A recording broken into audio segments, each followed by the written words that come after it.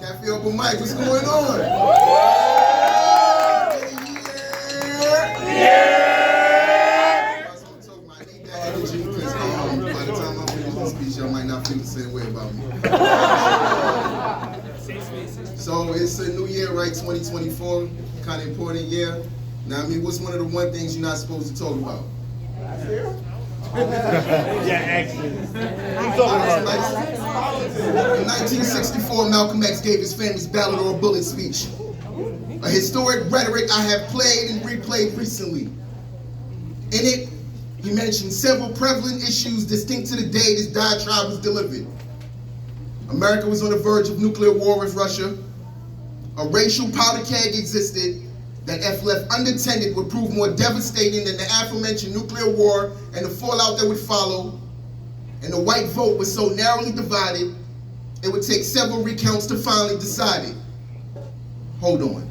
Either I was drawn in by his words and straight into his decade, or ain't shit changed since that speech was made.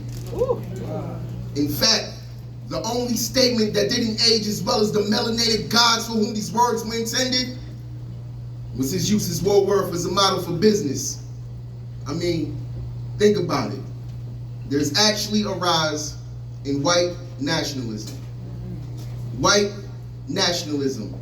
In an era of speed dating, free porn, and online betting, there's still time for white nationalism.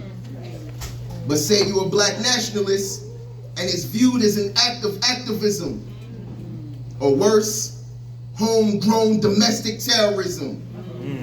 Black identity extremists. That's what they call you when you talk like this.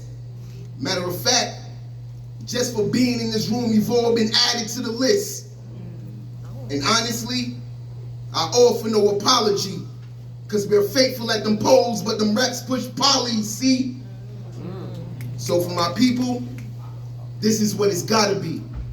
The philosophy of black nationalism only is that the black man controls the politics and politicians of his community.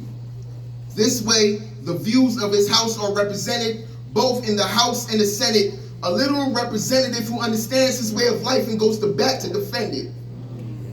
Yet, there are those who would have you believe voting in your own interests is somehow selfish. As if that wasn't the main motive for business. Tell them no, the political con game is finished. Your vote carries the weight of the years your ancestors waited, of a groups being served but your issues never plated. Only policies they push are the ones that hamper us. Homes, schools, businesses, all left hazardous. So it's clear they had a plan for us. That neglect wasn't benign, that bitch was cancerous. So I say we refrain from all of their boxes as long as our choices remain political wolves or political foxes. But I will warn to the fullest, when the powers that be can no longer deceive and use the ballot to pull it, they will resort to the bullet. Peace.